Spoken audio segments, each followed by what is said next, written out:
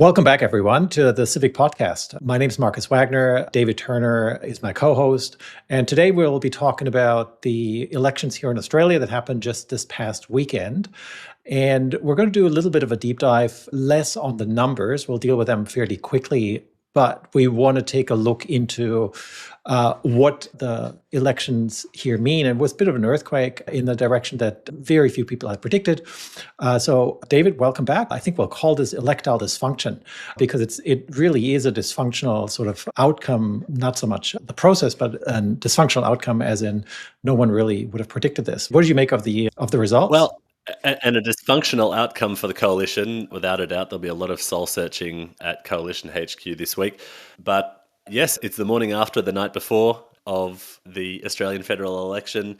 Before we move on to the results, can we just say a fond farewell to Anthony Green? It was his last federal election to cover.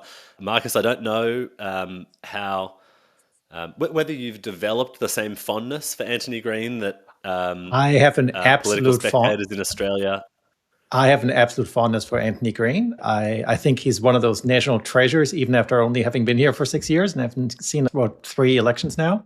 But the sort of throwbacks to Anthony Green, who we may have to explain a little bit. David, you're much better at this. He's our election analyst. He's kind of Australia's Nate Silva, I guess. Nate Silva, but better. He's respected and revered across the political spectrum. There was a video package the morning after the election to say farewell to Anthony Green, which was awash with praise from prime ministers over the last 20 years for his prescience, his sharp mind, his analysis of election results on election night. And he is really, maybe even more than the AEC, the person that the Australian people go to find out what the result of the election is.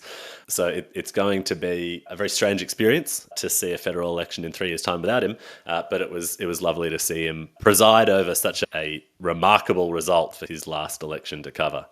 And it was a pretty remarkable result. And I do notice, just before we get there, that I think Peter Van Onselen very early on, like 45 minutes beforehand, called the results, but no one really paid attention to that until Anthony Green basically said, I don't see the coalition coming back from this setback, which was a sight to see. And one of the commentators in the ABC studios kept holding on to the pre-polling for much longer than probably was healthy in some ways. But over to you, results. Where are we at? Yes. Did you see that Batuta Advocate article that said, 48 hours after the election, James McGrath is still suggesting that we wait until the pre-polling votes are in? I mean, he had a difficult task. You're supposed to sort of keep your chin up, I suppose, when you're the spokesperson for the party on the election coverage and try to call attention to the wins that are on the board, but there weren't a great many of them. I think there was a single seat in the Northern Territory, Solomon, where there was a sort of what appeared to be a little bit of a swing to the coalition that he and later Senator Price pointed to as a bit of a victory for the party, but they were pretty few and far between on the night. And yeah, I feel like there was a point to be frank about the gravity and the extent of that loss, and James McGrath might have missed it. By the way, Solomon has been retained by the ALP, so it didn't go over to the Liberals. Just FYI. Yes, I did see that, yeah. So look, as we said, it is a pretty remarkable result. Remarkable not just because it's a first, at least for a few decades now in Australian politics. Anthony Albanese has won 2 consecutive elections as Prime Minister. He has increased his majority from his first term. Both of those are pretty historic things to achieve, given the rough and tumble or the knife fight of Australian leadership politics over the past 20 years. But it's also pretty remarkable because we didn't really see it coming. I mean, you and I sat down for a coffee to talk about this episode before recording this week. We were talking Friday last week. You and I were talking about minority governments, the Greens having a great night, picking up a few seats. This has gone in completely the other direction, hasn't it, Markus? It has. So it's a landslide. If you look at the numbers, as you said, the Australian Labor Party, with only roughly 35% of the votes, still has, at this point, 85 out of 150 seats already booked in, and 15 seats are remaining. The LNP coalition, and for those who are not Australians, it's Labour and National parties, which is centre-right, have, 33% of the vote, but only 39 out of 150 seats in the lower house of the parliament. That's a wipeout, essentially, and we'll get to the individual parties in a second. But my own take is that both Dutton, who was, and still formally is, the leader of the Liberal Party, had really bad negative net approval ratings. -27 for Peter Dutton, -10 for Albanese. And I think that basically translates into them having been a drag on their party's vote. Now, Labour has a relatively low primary vote from my perspective, a very high so-called two-party preferred vote. We do ranked choice voting here in Australia. Australians really want Labour in office. It's a relative game, obviously, but expect much more than tinkering around the edges, which we've seen in the first 3 years, and really structural solutions that meet really sort of the real needs of Australians in this second term. And I think we'll get to that at the end. But yeah, unpredicted in the way that it turned out, certainly from almost every single commentator that both you and I have read prior to the elections this past weekend. Yeah, absolutely. One topic we thought we were going to be talking about today, and I think it's still worth talking about because when you look a little bit closer at the numbers, I don't know that it's going away, is this increased pluralism, this elevated preference for third-party voting in the Australian electorate. We're moving away from a bipartisan system. And absolutely, there was a swing towards Labor, sort of across all first preference voting. I think there was a 2.2% swing to Labor, so that they're not continuing to lose first preference votes, which both major parties have done over the last sort of call it 3 federal elections. But even when you look at the coalition, the swing against the coalition in first party preferences, they lost 3.5% of the primary vote. Obviously, the balance is going again to third parties. Net, the two major parties are losing the primary vote. They're losing it to independents, it seems. They are definitely still sort of under threat from a third option for the electorate. We're going to see perhaps 4 new independent seats joining the parliament. So it's definitely still a substantial crossbench. It's just that the government has also, as a result of the way our preference voting system works, picked up a very strong majority in the parliament. And it might be worth explaining at this point for our listeners overseas exactly how Australian voting works. We do have a preferential voting system, which maybe I'm a little biased. I think it works very well, but it does maybe warrant some explaining from if you're listening in a country that has a absolute or single ballot style of voting. Essentially, you put numbers in your in terms of your preferences with respect to the candidates in your constituency. And if there's no absolute majority for one candidate, the person with the least amount gets struck out, and then their votes essentially get redistributed. And so no vote is getting lost. And so who do you preference? Do you put a candidate up to begin with, and so forth? It's sort of an interesting system for someone who hasn't grown up with it. And there's great videos out there who do this all with like marbles I've seen when I first came here, and I've tried to figure out what this means. It's like putting marbles into different buckets and baskets and how that all ends up. The coalition got wiped out in the cities, and not only in the cities, but mostly in the cities, has virtually no... This is a centre-right party. The coalition gets wiped out in the city. Labour breaks into Queensland. The Greens, from my perspective, need to grow up. And the Teals aren't going anywhere. And that, to me, sort of sums up what this election was really all about. I don't know what your take is, but that's sort of, if I were to sum it up, that's where it is. Yeah. The big lessons from this election are for the coalition. I think they're facing an almost kind of existential moment, not in the sense that they're literally facing an existential threat in the next 3 years, but there's a certain crisis of identity, I think, that is facing the party really since 2022, actually. And I don't know that they learnt the right lesson from the 2022 election. It is the worst result the coalition has ever faced at a federal election. So this is sort of a nadir in the coalition's support in the country. And at the 2022 election, the coalition was beset on two sides. On the one hand, they were challenged by the Labor Party, of course, and the Greens, and, well, really more than two sides, actually. They were challenged by the Labor and the Greens on the left, There are small right-wing parties which in many seats their preferences, as we've discussed, flow to the Liberal Party because unless there's a groundswell of support for one of these minor right-wing parties, the people who tend to vote for those right-wing parties will eventually preference the Liberal Party or the National Party over the Labor Party, and they pick up those votes. But potentially there was a challenge there to ensure that their right-wing base was not so disillusioned that their primary vote might flow to those minor parties in many seats. And then they had this centrist threat from the Teal independents. Teal, so named because they're a little bit blue, like the Liberal Party, and a little bit green. They're metropolitan urban elites, kind of Turnbull-era liberals, economically conservative, socially moderate, but with a deep concern, and it's probably worth noting, fairly deep pockets, funded by climate-concerned interests. That is a challenging position to be in for the coalition, serving three masters effectively, ensuring that they can persuade swing voters who sit really at the centre of politics, ensuring that they can persuade their urban base who look much more like the moderates, or to borrow a term from Thatcherite England, the wets in the Liberal Party, and then also looking after the right wing of the party, ensuring that they don't have this threat from what in 2022 was the United Australia Party, One Nation, all of the shooters and fishers, all of the very small right-wing interests that, if they really alienated people on that wing of the party, could potentially pick up a seat or two. So challenging position to be in. As a consequence of that position, the Liberals faced nearly an exodus from the metropolitan areas of East Coast cities in Australia, and they've basically completed that exodus in 2025. I think in selecting Peter Dutton as leader, and in approaching the 2025 campaign, it seems like the coalition made a conscious decision to focus on the regions, to focus on regional and rural seats, and focus on the outer suburbs of Sydney and Melbourne. Of course, Queensland, where, traditionally conservative heartland, but again under threat, that hasn't worked at all, and they've really lost any footing in the metropolitan areas. And I wonder whether they've learnt the wrong lesson, whether the Liberal Party needs to win back its moderate base.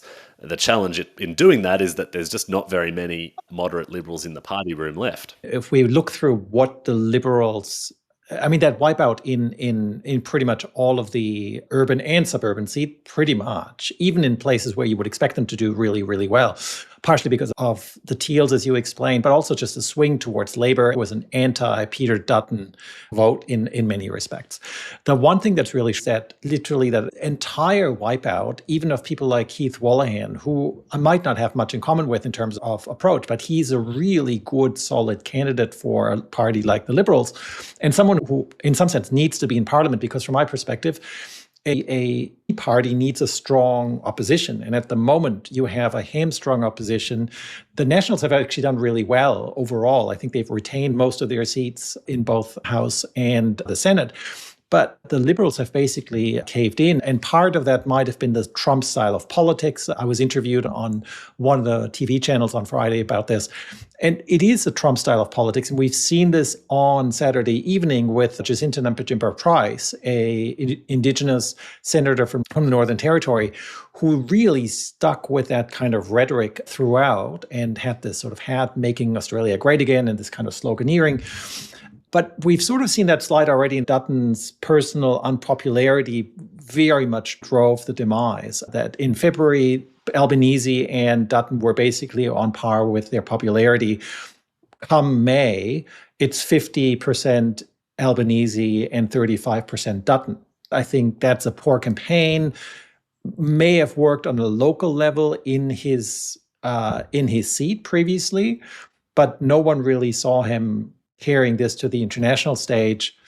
And maybe we should spend a bit of time on this. And the other thing that he really failed on, I think, was having a sense about women voters. There were comments made by Peter Dutton that just were utterly unhelpful about women being able to take two different jobs or not being able to work from home anymore, and all driven by sort of a bit of a culture war element, more so than thought out policy from my perspective. Yeah, it's hard to point to one single causative factor because it really was such a perfect storm of challenges for the coalition at this election. Peter Dutton was was and is deeply unpopular. I think in losing his own seat of Dixon, the Australian people have made the party's job slightly easier by forcing them to depart from his unpopular leadership. We'll talk about what choices are left for who could lead the party going forward in a moment. It was also a very weak policy platform presented to the Australian people, to the extent there was one presented at all. It was mostly grievance, but not a great deal of detail around how those grievances might be settled. The policies that the average person on the street could identify were unpopular and inconsistent. We had the working from home backflip as one that I imagine people could name, and the other was the nuclear energy policy, which, with a price tag of 600 billion, we could have a conversation about how bona fide that estimate was, but that enormous cost to nuclear energy, or to investing in nuclear energy as an alternative to renewables, definitely stuck in the minds of voters. And there was, according to public polling, a perception that it would come at the cost of programs like Medicare. Suggestion that there might be cuts or even just further stagnation on Medicare has been a long time arrow in the quiver of the Labor Party, as families find that they're getting fewer and fewer bulk billed doctors' visits, healthcare's costing more and more. Just a quick note on Keith Wallahan. That's a really interesting one, because it sort of does play out this point of the Liberal Party having started this backslide in 2022 and not really having done anything to prevent it, having had 3 years to learn the lesson. Keith Wallahan lost the seat of Menzies, a famously Liberal safe seat, until 2022. They experienced a 6% swing against the Liberal Party in that year. A lot of that was driven by the Morrison government's real animus with China. International relations between Australia and the People's Republic of China were at a real low point during the Morrison government. Keith Wallahan tried to sort of ameliorate that during the 2022 campaign. I think he said, our disagreements are with the Chinese regime, not the Chinese people. But Menzies, with a very high Chinese Australian population, certainly made sure their sentiment on that issue was heard. And with that substantial swing in 2022, it was only sort of a 2.5-3% swing at this election that caused Keith Wallahan to lose his seat. And that's one of these seats that should have been an easy win for the Liberal Party. It's really the soul-searching bit of the future of the Liberal Party, because at the moment, all of the types of Keith Wallahans are gone, because that's where they were in sort of more liberal-leaning faction of the Liberal, or more sort of centrist-leaning section of the Liberal Party. They're basically all gone. But that's the kinds of seats they need to get in order to even be able to make a comeback, right? And I think that's the real trick. I might just sort of cover this off. Talk about leadership or replacement is Angus Taylor, who I think represents exactly the opposite, right? Very rural seat, very sort of not particularly good programming, because he basically was trying to...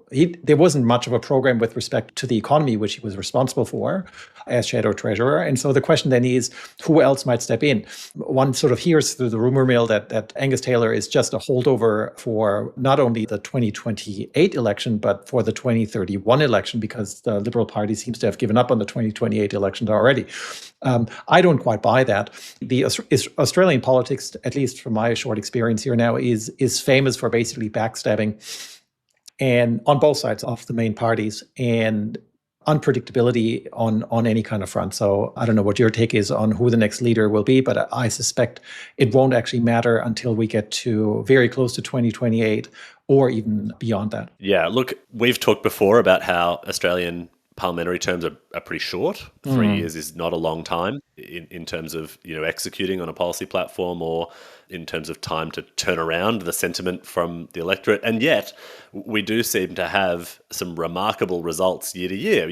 As we've said, Anthony Albanese is the first Prime Minister in 20 years to win 2 consecutive elections. We do have an extraordinary level of turnover and tumult in Australia, and I don't think anything's off the cards. Remember that Peter Dutton at the end of last year was riding high in the polls. I was speaking to contacts of mine, sources close to the Labor Party, who were concerned about a Liberal victory, or who were at least expecting a minority government. For anyone who is not Australian, I recommend, and wants to know about Australian politics, watch Nemesis and Bloodbath if you can. Somehow VPN to the Australian ABC.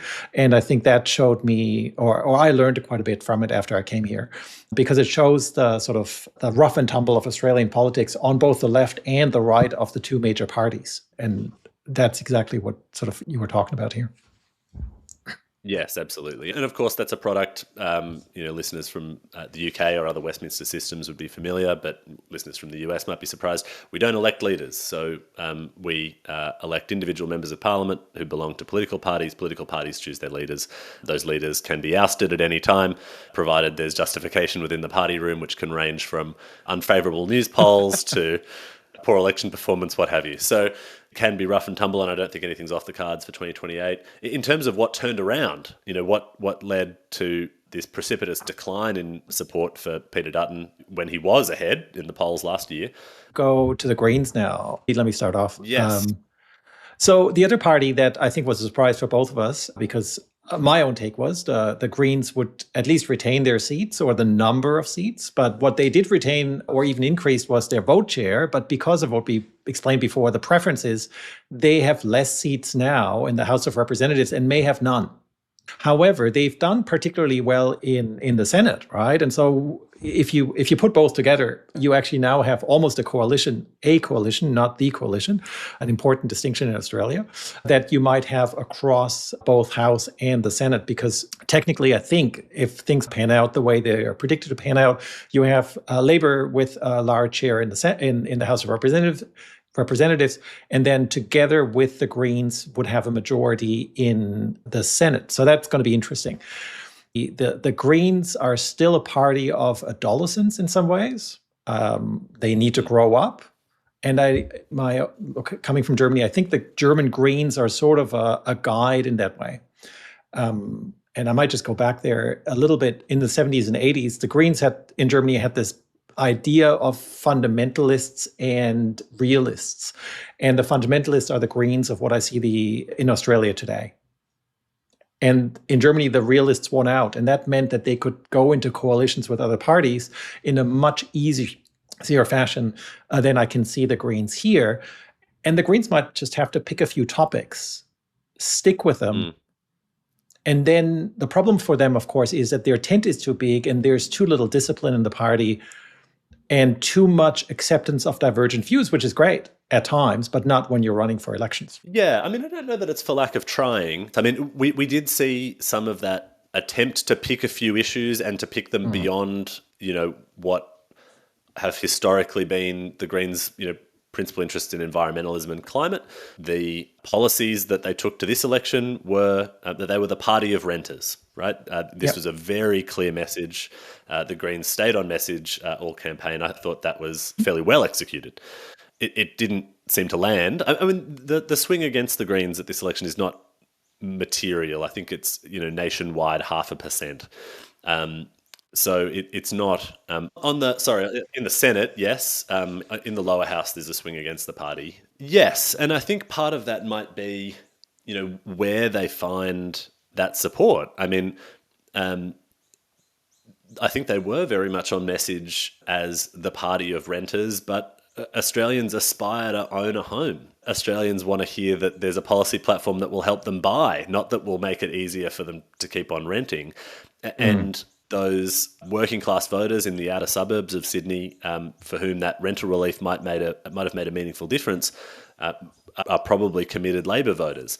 On the other hand, we can see in the success of Teal independence how persuasive the policy platform of a party of a candidate very much like a Green candidate, concerned about the climate, concerned about social justice issues, how persuasive that can be to an urban elite in a metropolitan area. That has been a very successful formula for the Teal independents, who are, their policy positions kind of resemble what the policy position of a Greens candidate might be if they, courted that sort of middle-class property owner, maybe investment property owner, dropped some of the really unpopular tax reform policies, or unpopular with a certain segment of the electorate with which they share a lot of other views.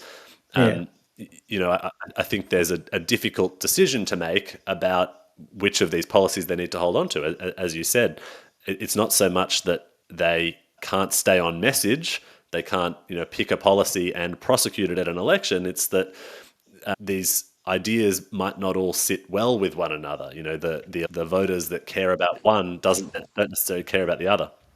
Yeah, I think that's what it is, right? So if you look at the Teals, which aren't going anywhere, they've sort of, I think for the Greens, the problem really is that the Venn diagram, if you will, of overlapping sort of interests isn't coming together. Whereas the Teals, I think all of them women, very much disaffected by the Liberal Party, seem to stay in it's not an established force yet, but seem to be staying put. They're not going anywhere. If anything, they're increasing their share in places that sort of blue ribbon seats that you would in Bradfield in northern Sydney that the Liberals should easily win. So the question is, the Greens should in some sense reach out to those seats, but they can't because I think that Venn diagram just doesn't work, right? With the renting issue as it is in Australia, it makes it very, very tricky. What about One Nation and the Trumpets of Patriots? What did you make of them? Oh, are you missing the texts, Marcus? Are you missing the texts? I Just a did. I couple saw. every day. I got none of the Trumpet of Patriots. My students did and read them out to me, but no, I did not get any Trumpet of Patriots text messages.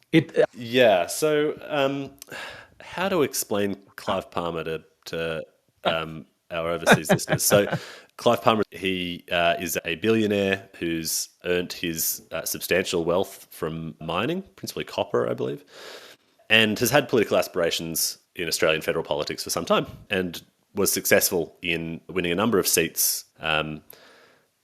Many years ago. When was that, Marcus? This was the Palmer United Party. I was here. So when I arrived in Australia in 2018, I saw him on a billboard and I wondered who he was, right? And so that was my introduction to Clive Palmer. I think some of the lawsuits he brought during and just after the COVID lockdowns I would actually have been in support of. So it was the 2013 federal election where I think the Palmer United Party saw some success. They won a number of seats in the Northern Territory, Queensland, in the Senate. Jackie Lambie, who is now the leader of the party, the Jackie Lambie Network, was formerly a Palmer United Party senator, and has invested substantial amounts in seeking to have them elected. So I think if you are an Australian voter, and you've seen any political ads in this federal election, in the last federal election, the chances are that you saw one from one of Clive Palmer's political parties, the Palmer United Party, the United Australia Party, and in this election, the Trumpet of Patriots Party. There's a bit of a saga to how the Trumpet of Patriots came to be the party with which Clive Palmer was affiliated. I was going to say, didn't he deregister the party and therefore couldn't register the party again under the same name?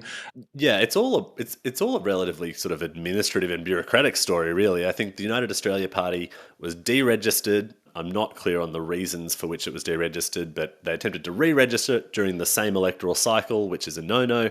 That couldn't be done. There was another party, the United Australia Party candidates came to affiliate themselves with, which was renamed to the Trumpet of Patriots, and that's how we we end up where we are. It was a fairly quick turnaround, I suppose, notwithstanding the amount of funding that the party raises and spends on political advertising in the form of texts and billboards and TV ads. They haven't won a seat in either house, and it doesn't seem that the arguments or I don't know whether it's the arguments or the policies or just even just the means by which they're communicated, kind of the tone and discourse of the party just doesn't seem to find purchase with Australian voters. I mean, they did get something, just shy of 2% of the primary vote, I think, nationwide. So it's not no one, but certainly not enough to win a seat. Yeah, look, I think we need to leave the Trumpet of Patriots behind. What should we expect in the next 3 years is sort of the question that I think is on people's minds now. Probably better than in the last 3 years. The Labour government has played it incredibly safe. I know that Albanese doesn't think so, but I think he's played it very, very safe. I think if there is any legacy, it still needs to be built. To have any lasting influence, it's been tinkering at the margins. I would have wished for a slim minority government and with a coalition of some sort having to be made, either formalistic with the Greens or some other sort of changing coalition of the willing. But I think that's my prediction, was influenced by my preferences there. Where do we go from here? Yeah, so the Labor Party certainly has a strong mandate going into its next federal term. Jim Chalmers, the Treasurer, was asked on the ABC's election coverage whether the strong majority that it had won in the lower house would justify it having a more ambitious or maybe even radical approach to policymaking. And he was emphatic in rejecting that proposition, that the Labor Party's mandate was to deliver the policies that they had brought to election, nothing more than that and nothing less. And so those policies are, I think, cost of living relief policies. They're about funding and improving the funding of Medicare and the services that are delivered under it. There's some sort of new policy that's old policy, extending the instant asset write-off for small businesses. There's already announced tax cuts, which remarkably for the Liberal Party, they had opposed tax cuts for something like 14 or 17 million Australians, which is also a completely toxic position to take from a policy perspective. And so we can expect all of that to go ahead, which is sort of, sensible, not particularly controversial policy making. You could see that list of policies, and for many of them, except perhaps for the greater investment in Medicare, you could imagine it coming from either side of the aisle. I think we'll get to that in the next section, because I think that sort of points to the boringness of Australian politics, which I think is great. Don't get me wrong. It's fantastic. I think we need to go back to boring at some point. I'll take boring over the alternative any day. I think there's sort of three options for Labour with what they've done now with this win: landslide, mandate. But it's also a test then, will Labour rise to the occasion? They can do what they've done so far, basically not very much, and continue with what they promised, which is what you said. Albanese basically said, well, we'll be a disciplined, orderly government that basically puts that in train.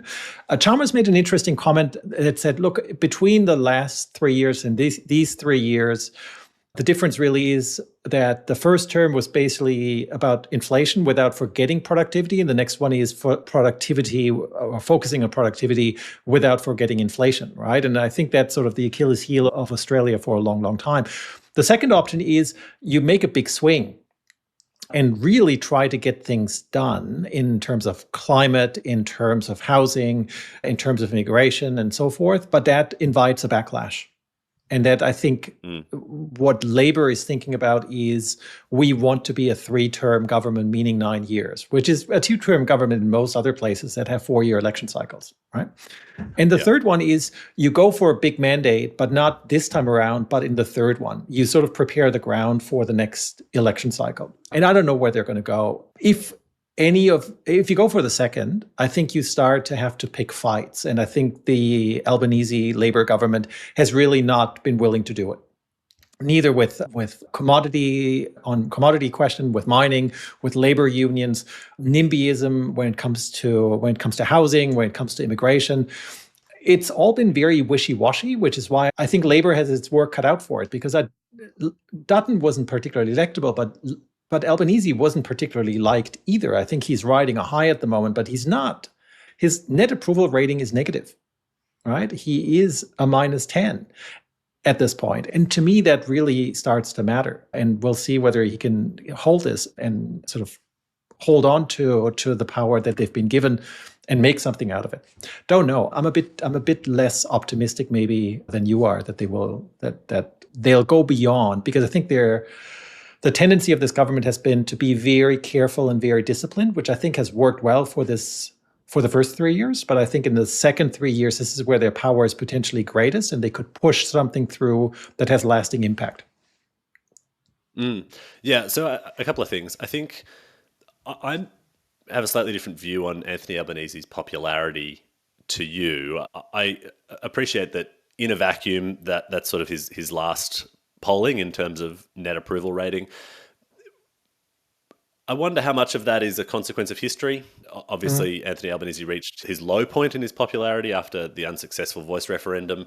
He was sort of beset with popularity issues from a few angles there. For voters on the left, he'd failed to execute. For voters on the right, he'd brought an unpopular question before the people and kind of insulted the people who had rejected it. So there was a challenging popularity issue there. His popularity improved following his handling of the Cyclone Alfred in Queensland. I wonder whether this is sort of largely event-driven and whether we might see him return to popularity over the next 3 years. We'll see. My other point is around a term that we often use to apply to politics on the right. We often talk about the Overton window being kind of the range of accepted things to talk about and policies to propose. We're entering one of Australia's most progressive parliaments in some time. And there's, I think when this parliament convenes, a sort of broad coalition in support of climate initiatives. But also, I wonder whether over the next 3 years, and in part this depends on the strategy that the coalition takes to beginning to win back the favour of the Australian people, but whether over the next 3 years, some of those policies that have been taboo in Australia, that have been poisonous for the Labor Party to talk about and have been abandoned because of their unpopularity with the electorate, might come back on to the table. I'm talking about negative gearing, for example, which was a very unpopular policy that Bill Shorten brought to his unsuccessful tilt at the leadership.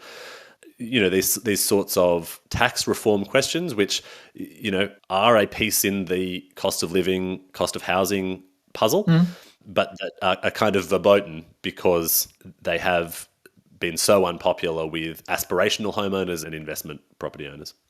But that's exactly the point, right? So both Albanese and Dutton, prior to the elections, were asked, does that mean that you're actually arguing for a reduction of housing prices? And none of them wanted to answer that. And I think that's making... Yeah, this is the problem with the cost of housing. Housing is the third rail of Australian politics. The way everything is set up, right, and this is hard to understand if you don't live here, but I've just had a conversation with a German couple yesterday about moving here. And I've tried to explain to them how much is contingent on housing compared to pretty much any other place both they and I had lived before.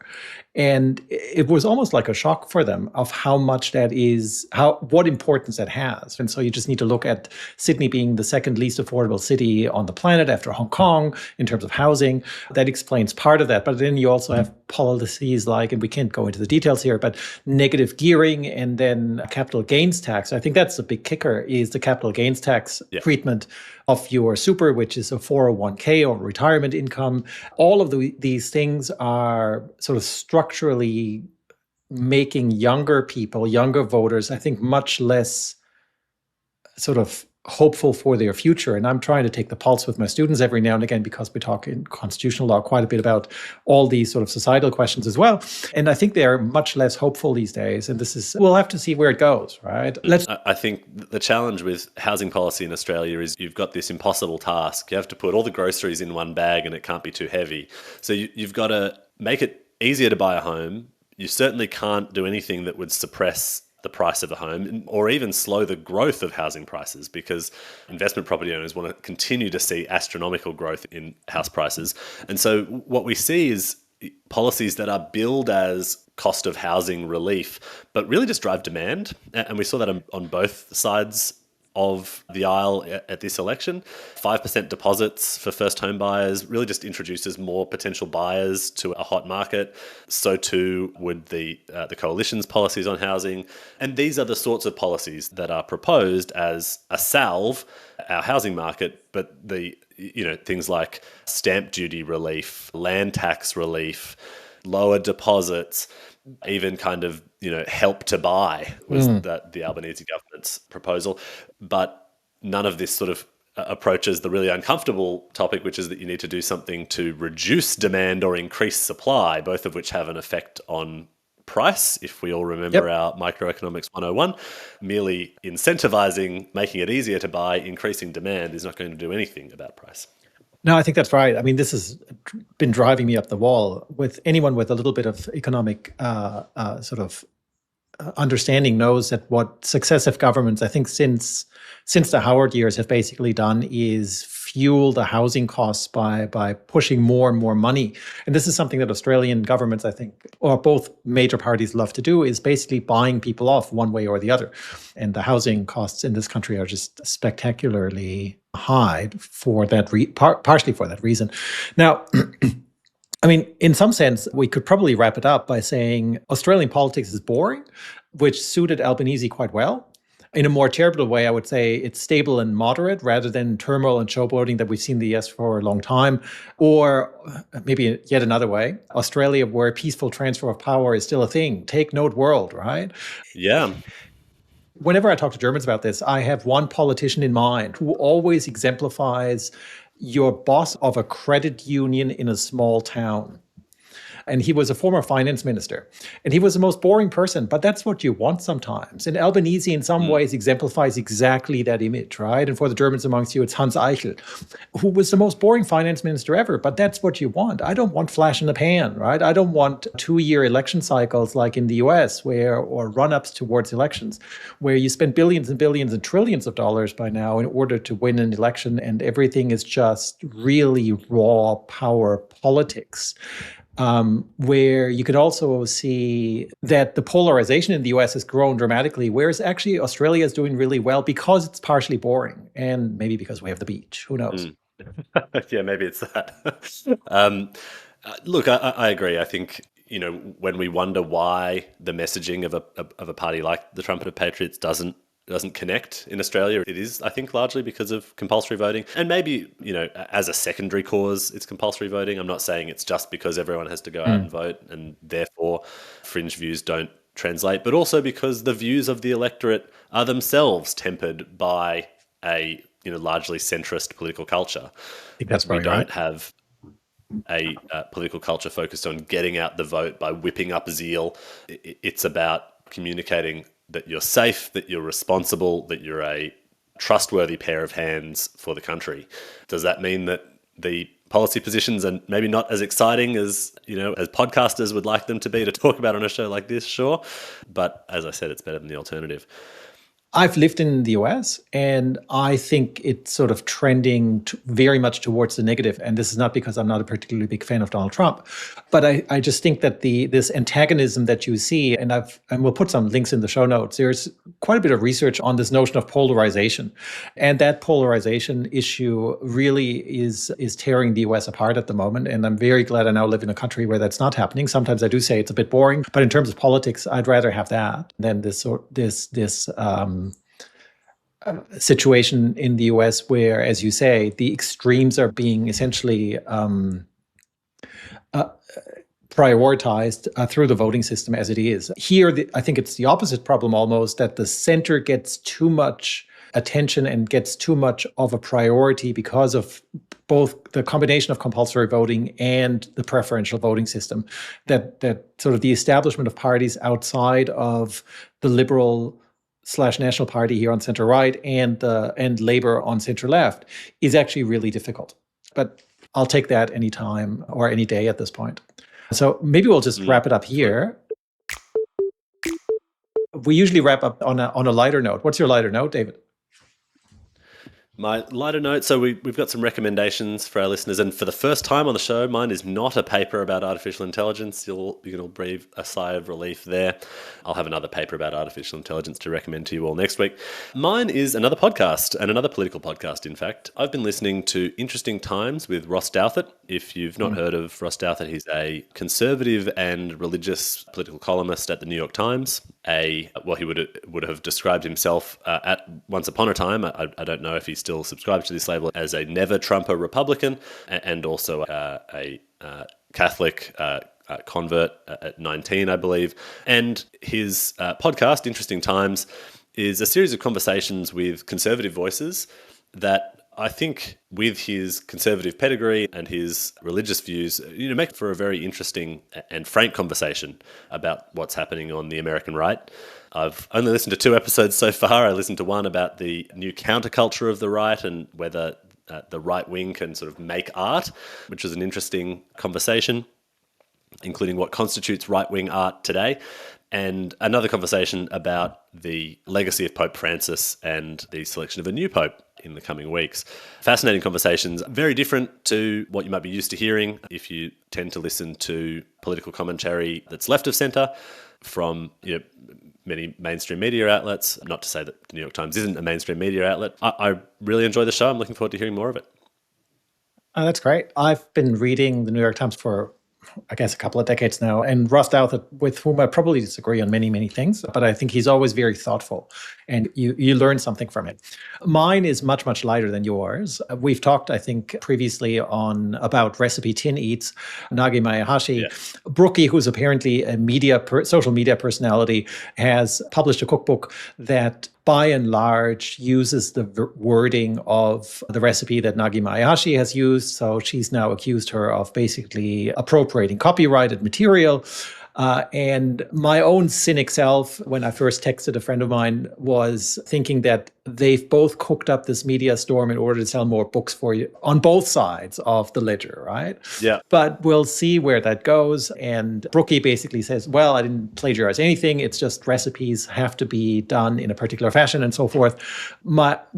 We'll see where that goes. Let's end that on a lighter note, and we'll maybe, David, next time we'll get together. One of us will have to bake one of the recipes, or you and I both bake one recipe, and then we'll compare and see how that turns out.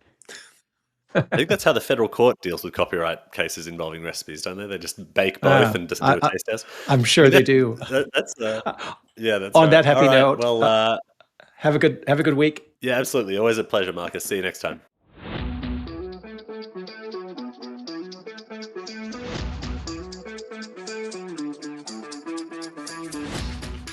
The Civic Podcast is presented by David Turner and myself, Markus Wagner. Help us spread the word by telling others about the podcast. For more information, visit us on thecivicpodcast.com. Our handle on the socials is The Civic Podcast. The production team consists of Irene Bijou, Justin Bortignon, Jacqueline Malafe, and Jacob Malby. On behalf of David Turner and myself, thank you for listening.